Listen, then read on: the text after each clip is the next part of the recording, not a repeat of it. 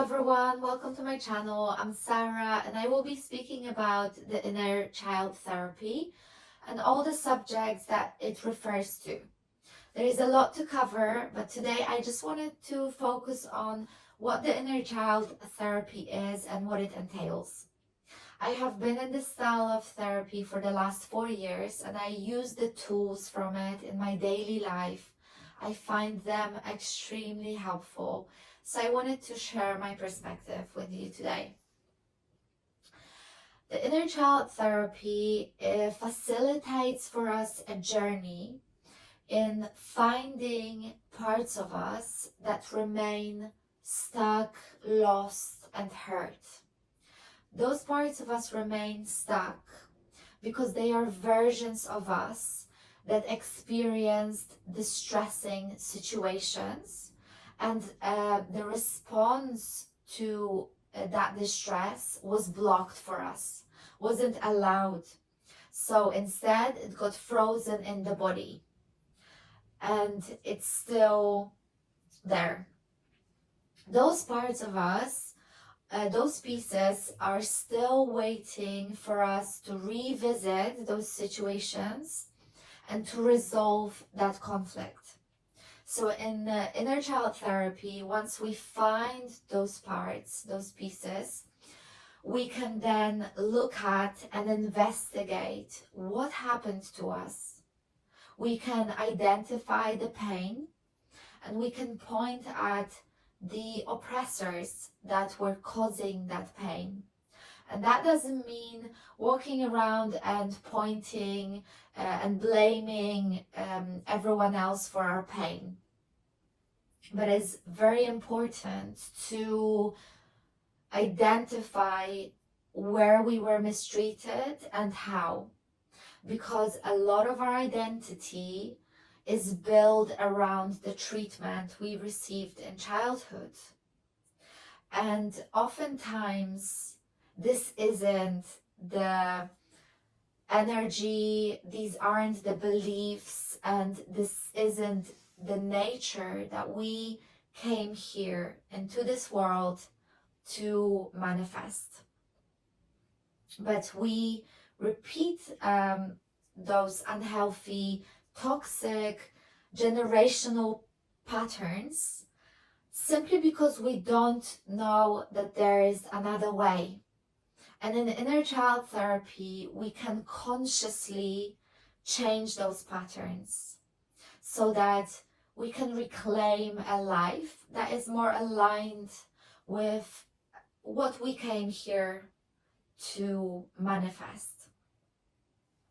The inner child therapy, in my eyes, is about reclaiming our inner world, a world that we got locked out of because of trauma. Inner child therapy helps us reconnect with our emotions from situations in our life that we registered as traumatic. In this therapy, we create a safe space to release ourselves from the grips of survival mode.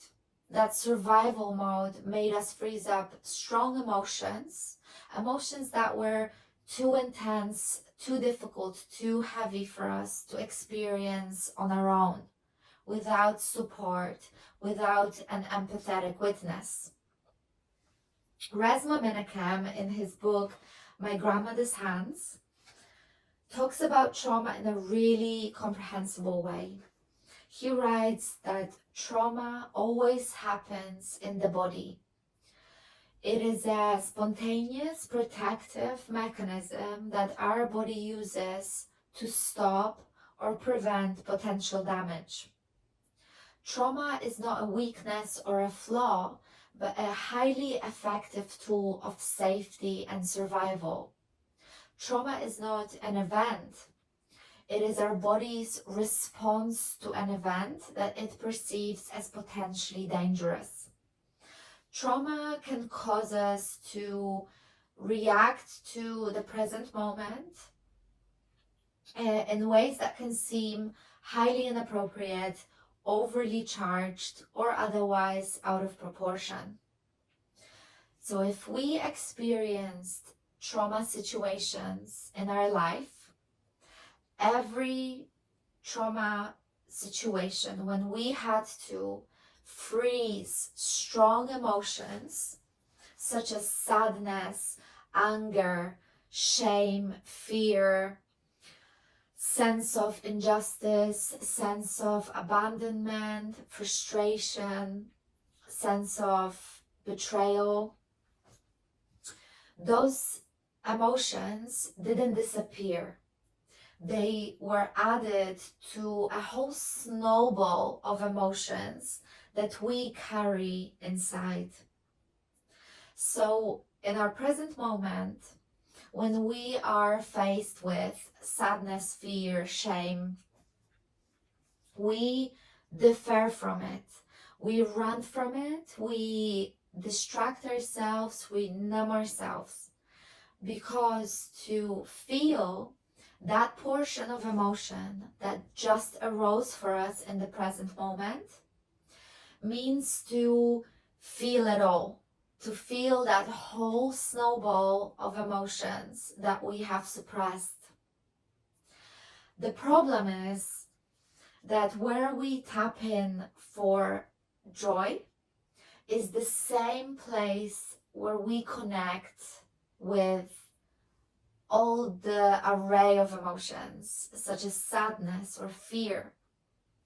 So without feeling and processing sadness or the fear, we can't fully allow ourselves to feel the joy either. If we had to disassociate from an emotion, it didn't disappear. A suppressed emotion is a naturally occurring current in our body that didn't find an outlet in expression. So if you imagine your body as an ocean and your emotions as waves, suppressed emotions are waves that arose but never came down. So if you put all of those trapped waves together, they start to create an emotional tsunami. And unlike just a wave that we can handle, it doesn't pose a threat to our well-being or our existence, a whole tsunami does. So in order to protect ourselves from the danger of it, from being overflown, from being overwhelmed by that whole tsunami of emotions, we build a dam or a wall, something to protect us from it. And we dedicate our life energy to keeping that dam from bursting or breaking in on us. And that can be exhausting.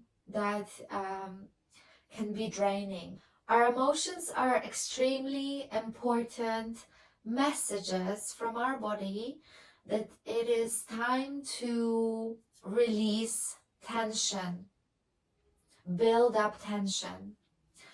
So if we ignore the emotions or we suppress them and we don't become a vessel for that tension to be released through expression, it is very dangerous for our health. So I recently heard this analogy, and I think it's a useful visual aid. If you imagine a flower growing up towards the sky, and the wind comes, so the flower stem bends, reacting to its outside circumstances. But when the wind goes away, the flower stem springs back up to its equilibrium. And from that position of centeredness, it can then react to the next set of circumstances that will arise in its life. I think that people are built in a similar way, to function in a similar way. In a healthy, safe environment, a toddler will react to the outside circumstances with natural, spontaneous responses. But in an unsafe environment, that toddler will start to suppress her natural responses because it might trigger the caregivers, the parents. So the parents might start to want to or try to amend or subdue or stop altogether their responses in their child because they can personally be triggered by them, and it can be very uncomfortable for them to confront it. So they can use certain or different ways of punishment, such as withdrawing their attention, withdrawing their patience, withdrawing their love, withdrawing the sense of safety for the child, or any other form of punishment. So in a safe environment, when a toddler falls, she is allowed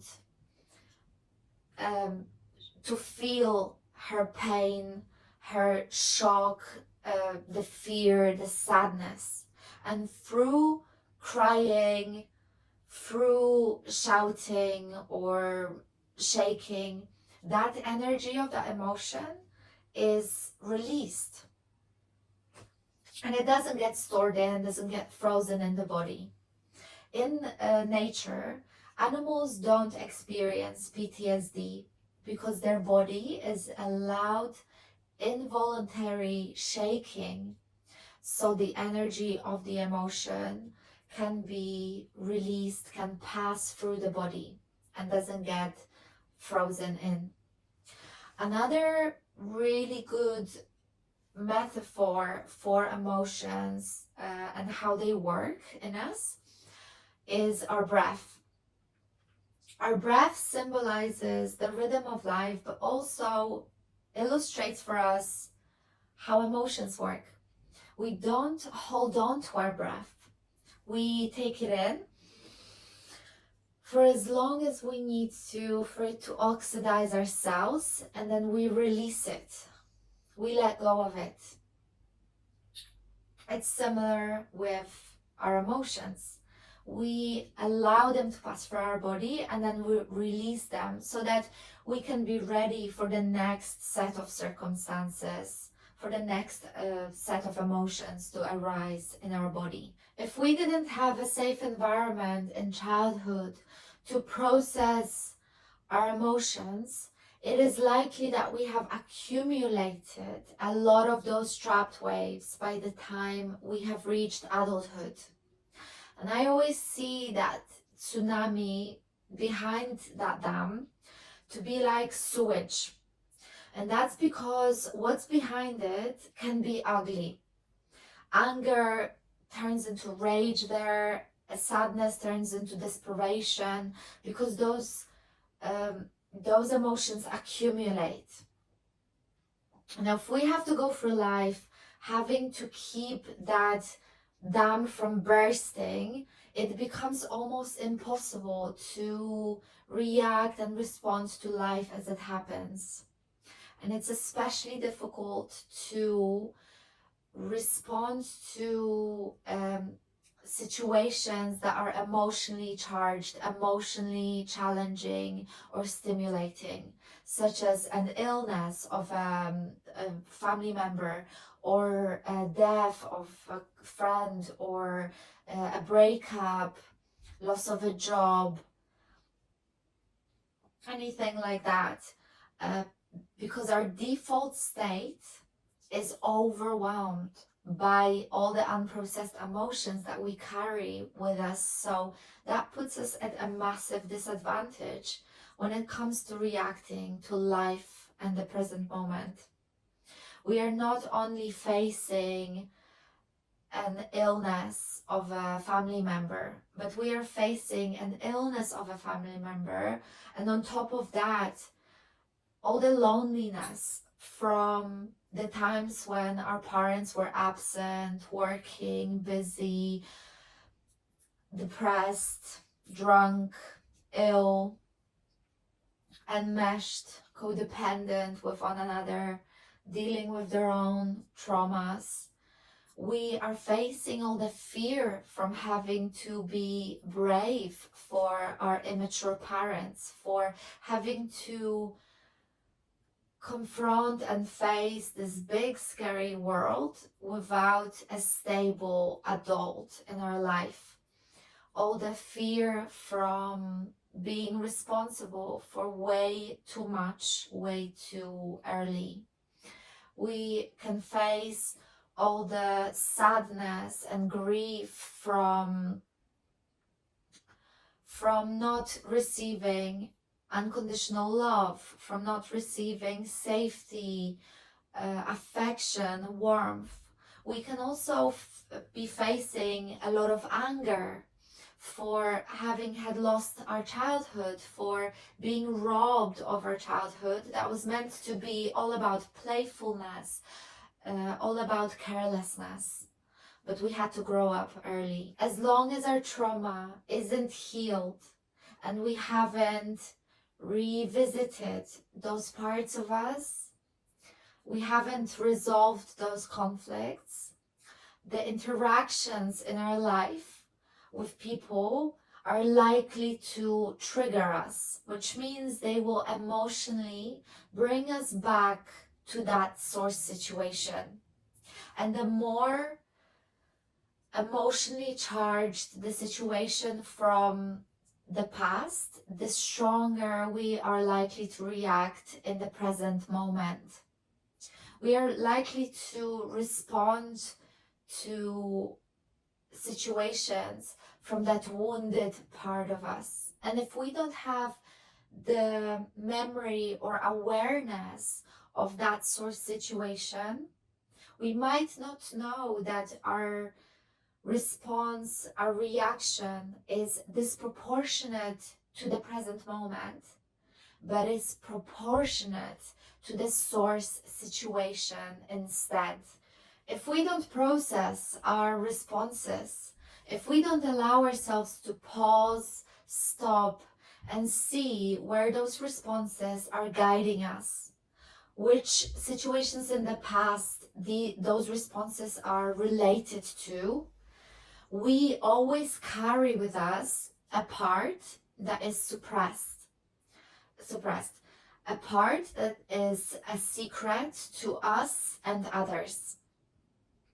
We can't fully move on into the present moment because our body is stuck in wanting to rescue itself from the life threat. In a childhood, when pain is being caused or threat is being posed by our caregivers, our parents, we choose to freeze over fight or flight.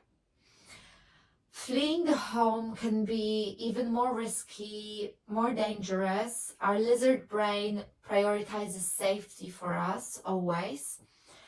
So we choose freeze, even though in reality, fleeing the home can be beneficial for us, because fleeing the home doesn't just mean packing our bags at the age of 5 and moving out. It means speaking up. It means breaking the toxic loyalty, talking about the pain that's being caused behind closed doors. It can potentially improve our situation. However, we choose what we know because that's safer.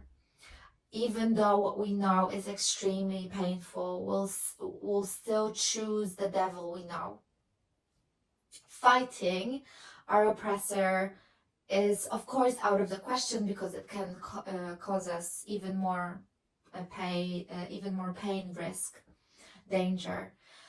So with those two options out of question, we utilize the only other option, which is freeze. And in nature, an antelope will make herself seem dead. In human society, a child will withdraw their self. They will withdraw their natural, spontaneous responses. They will withdraw their expression, withdraw their confidence, their frivolity, their spontaneity, their joy, anything that can trigger the parent or is difficult for the parent to accept. The child will withdraw all of that in order to receive soul food. And not emotionally starve to death. That soul food is unconditional love, safety, affection. Another reason why we won't fight or fly is because as children we have an infinite supply of hope for receiving that unconditional love. But unconditional love is not possible if we already have to mold ourselves somehow to please the parent. If we were brought up by parents who haven't confronted their childhood traumas, they haven't validated their wounds, they haven't honored their emotions, they haven't filled their inner voids. In other words, if we grew up in a dysfunctional family, it is likely that we are carrying with us a lot of suppressed emotions. It is possible that our parents haven't created for us a space to safely experience and express our emotions. If our parents were emotionally unavailable, closed off, shut off, distant, cold, it is possible that we had to disassociate from strong emotions because there was no support, no empathetic witness.